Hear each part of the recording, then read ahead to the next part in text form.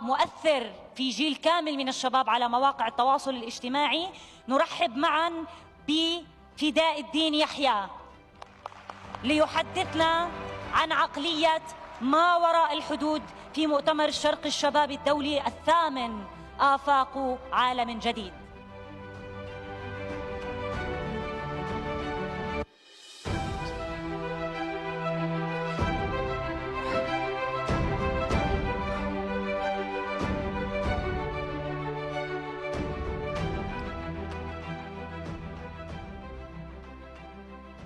السلام عليكم ورحمة الله وبركاته.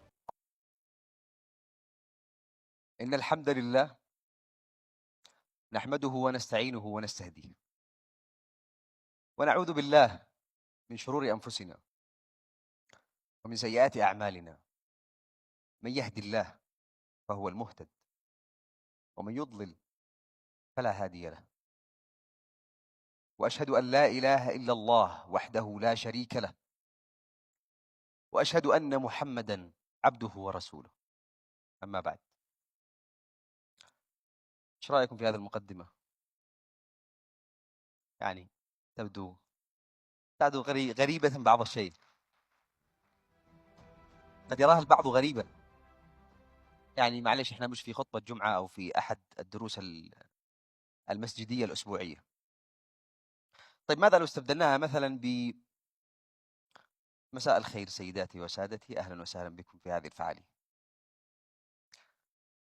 قصيرة ولطيفة وتبدو أكثر قبولا وملائمة لمناسبة مثل هذه، أكثر تحضرا، أليس كذلك؟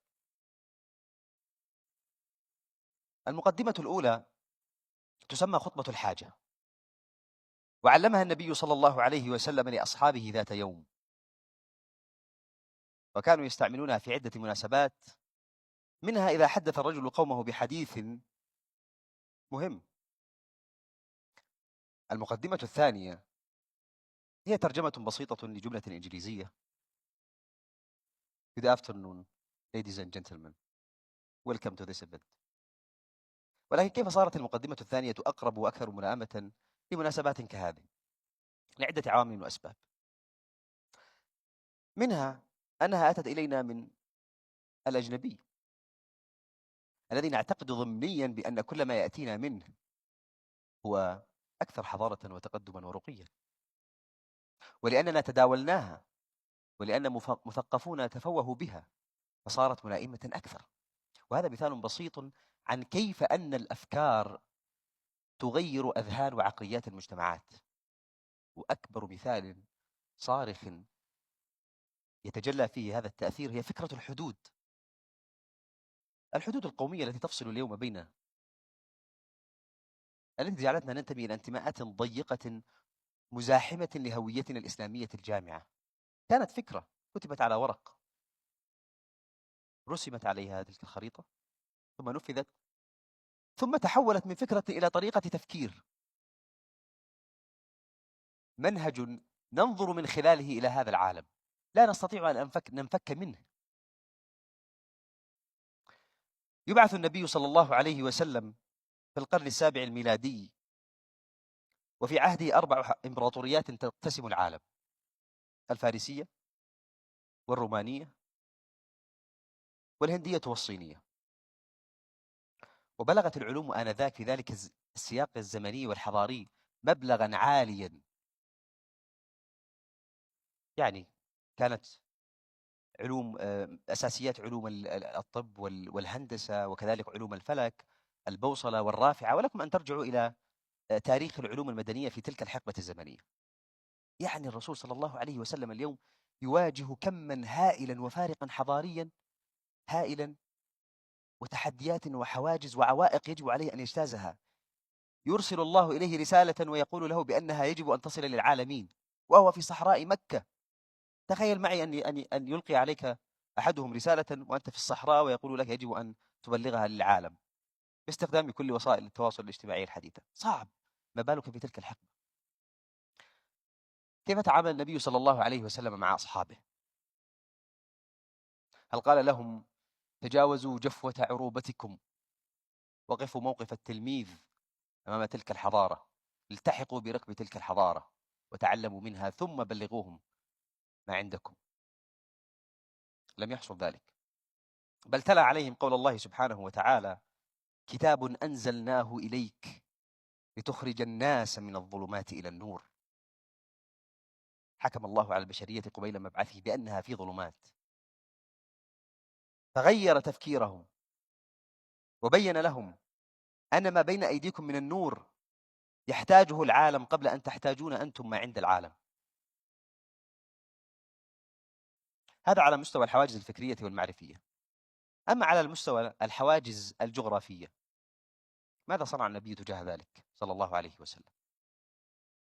في بدايات الإسلام وفي أضعف حالاته، يذهب النبي صلى الله عليه وسلم مع زيد بن حارثة إلى الطائف ليجد مكانا ملائما بعد أن اشتد الأذى عليه في مكة لهذه الرسالة العالمية. يرميه صبيانهم وسفهاءهم فتسيل الدماء من قدميه عليه الصلاة والسلام. هل ينتهي عند ذلك؟ يرسل جموعا من أصحابه إلى الحبشة، هناك تلك الأرض البعيدة في القارة البعيدة، يعبرون الصحاري والقفار والشعاب والبحار حتى يجدون ذلك المكان الملائم لنشر هذه الدعوة العالمية. ينتهي هنا؟ لا، يذهب ليجد مكانا مناسبا لانطلاق دعوته وهو المدينة المنورة، فيهاجر إليها ويبني هناك دولته ومجتمعه ومركزه. ثم تمر الأيام والسنوات،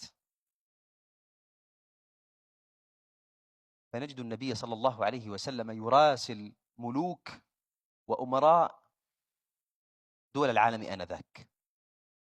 وهنا أستحضر، ماذا لو كان النبي صلى الله عليه وسلم استشار وزراء الخارجية العرب آنذاك؟ لا تعليق. طيب كيف كان فحوى الرسالة التي أرسلها النبي إلى أولئك الملوك؟ هل كان فيها من التبجيل والتفخيم والانبهار ما فيها؟ من محمد عبد الله ورسوله إلى هرقل عظيم الروم: إني أدعوك بدعاية الإسلام، أسلم تسلم يؤتك الله أجرك مرتين. ثم يأتي صحابة النبي صلى الله عليه وسلم ويستمروا على نفس النهج ونفس الطريق، فيصل في عهدهم الإسلام إلى أصقاع العالم من الشرق إلى الغرب، وتنتشر تلك الرسالة العالمية. ثم تدور الأيام ونبتعد عن نور الوحي الذي خلصنا وحررنا من كل تلك الحدود ومن كل تلك العوائق. عبدنا أنفسنا لغير الله وتشربنا الوهن، ووصلنا إلى ما وصلنا إليه، إلى لحظة تاريخية يخاطب فيها أحد شذاذ الآفاق رئيس وزراء الكيان الصهيوني بنيامين نتنياهو حكامنا، ويقول لهم: التزموا الصمت، اصمتوا إزاء جرائمي، إزاء ما أفعل بأهلكم وذويكم وأبناء جلدتكم. كيف وصلنا إلى هذا الوضع من الذل والهوان؟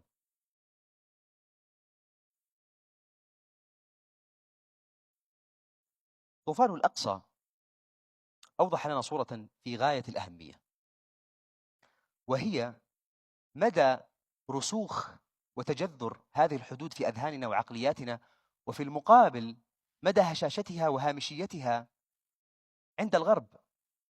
في عام 2022 قبل الطوفان بسنة، بلغ صادرات ألمانيا من السلاح إلى إسرائيل 35 مليون دولار.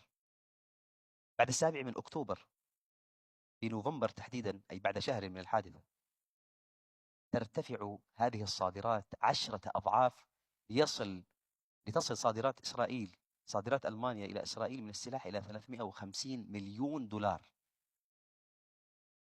ما هذا التكاتف العجيب؟ أين الحدود؟ أين برلين وأين تل أبيب؟ بينهما دول وحدود وبحار، لكن في لحظة واحدة يمدونهم بكل هذا. نتحدث عن دولة واحدة، لا نتحدث عن أمريكا وملياراتها وإيطاليا وفرنسا وغيرها من الدول. وفي المقابل، أو قبل أن ننتقل إلى المقابل، انظروا أيضا كدليل على هشاشة هذه الحدود كيف تضامن وتكاتف الغرب مع أوكرانيا، كيف وصلت المسألة إلى التجنيد التطوعي لمقاتلين يقاتلون في أوكرانيا. والآن اذهب إلى المقابل، ماذا صنعنا نحن كأمة مسلمة لأهلنا في غزة؟ ماذا صنعنا؟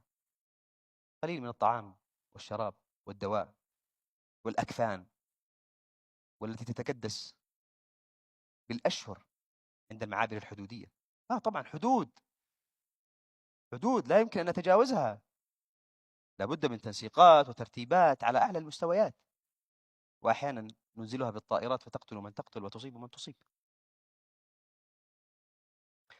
طيب، كيف وصلنا إلى هذا الوضع المزري؟ كيف بدأت القصة؟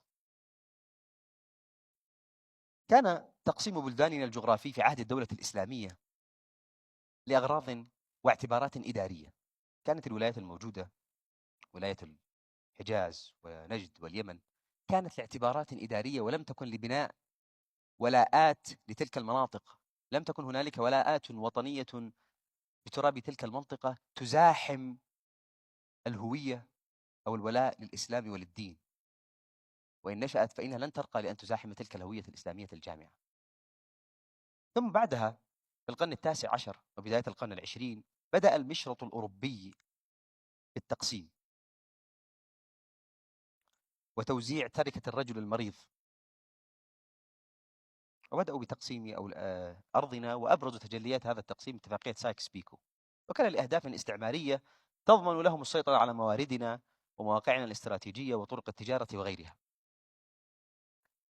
بعدها جاءت حركات التحرر من الاستعمار التي قامت بعمل بطولي مناضل، ولكنها في نفس الوقت بنت مقاومتها على أيديولوجية قومية مستمدة من السياق الأوروبي، وبالتالي ساهمت في ترسيخ هذه الوطنية الوهمية وهذه الحدود التي رسمها المستعمر، ونشأت لنا أعياد الاستقلال والأعياد الوطنية التي بشكل أو بآخر ترسخ هذه الحدود في أذهاننا. ثم جاءت الحكومات ووجدتها فرصة ملائمة، وبثت هذه الحدود وهذه الهوية الوطنية كمدخلات قطعية من خلال أدواتها. التعليم مثلا، يذهب الطفل إلى المدرسة فيتلقى هناك أساسيات تكرس وتغرس في دماغه مسألة الولاء الوطني والعقيدة الوطنية والجنسية المصطنعة والنشيد الوطني، عفوا الأذان الوطني. إذا لم تقف أثناء ترديد هذا الأذان فأنت مرتد عن الوطن والوطنية. وهنا لنا وقفة. لا يعقل أن نشاهد هذه الجرائم التي تحدث لأهلنا في غزة ونتألم لها نحن وأطفالنا، ثم نرسل أطفالنا في اليوم التالي إلى مدارسهم ليرددون بكل فخر واعتزاز ذلك النشيد الوطني. ما هي مشكلتنا معه؟ مشكلتنا أن ذلك النشيد الوطني يتحدث عن الوطن الذي لا يحوي بداخله غزة، ولا تنتمي إليه السودان ولا سوريا ولا العراق ولا اليمن ولا غيرها من البلدان. انتماء قطري ضيق نردده بأننا ننتمي إليه بكل فخر واعتزاز.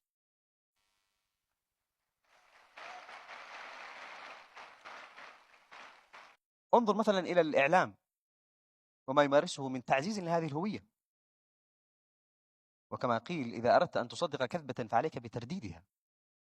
انظر مثلا الخدمة العسكرية، هل يقاتل الجندي اليوم دفاعا عن دينه وأمته؟ طبعا لا، هو يقاتل دفاعا عن وطنه وبأمر ذلك القائد، وإذا لم يأمره ذلك القائد لن يقوم بأي شيء، حتى وإن رأى أخاه يقتل أمام عينيه على بعد أمتار لن يفعل شيء. لكن ماذا لو حاول أخاه أن يجتاز تلك الحدود وذلك الخط الحدودي؟ سيقتله، بل قتله.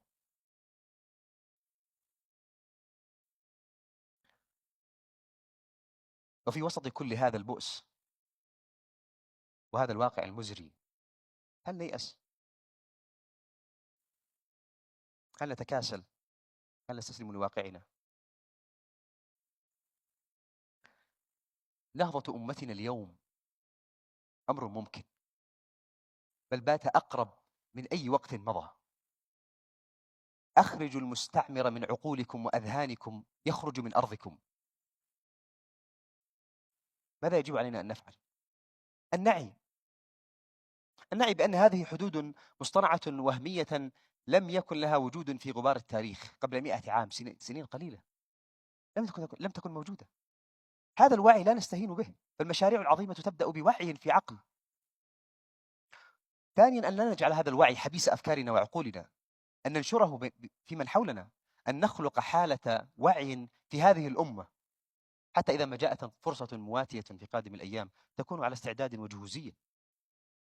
ابنك خذ كتاب الجغرافيا، قل شو هذه خريطة، هذه ليست حقيقية، هذا أخوك في ذلك البلد. نحن ليس انتماؤنا القطري هو الهوية الرئيسية الجامعة. دعه ينظر من نافذة الطائرة واسأله أين تلك الحدود، هل تراها؟ ثالثا، مركز هويتك الإسلامية، لا تخجل منها، لا تتوارى خلفها، خلف أي هوية أخرى، ولا تجعلها تزاحم وتزيح هويتك. لا تجعل الهوية القطرية تزاحم هويتك الإسلامية. وأعجبني أستاذنا في أمس كنا في لقاء تعارفي، عندما عرف بنفسه قال أنا أنتمي إلى كل بلدان العالم الإسلامي، قالها بكل بساطة. هذا هو الوعي الذي نريده، قد يكون صعبا لكن مع مرور الأيام سنألفه، على الأقل جيلنا القادم سيألفه ويقوله بكل حرية. رابعا، تواصل مع إخوانك في جميع أقطار العالم، نظم فعاليات كهذا المؤتمر الذي نعيش فيه اليوم، تبادل الأفكار معهم، قابلهم. هذه الفعاليات تزيل الحواجز وتذيب كل هذه الحدود التي بيننا.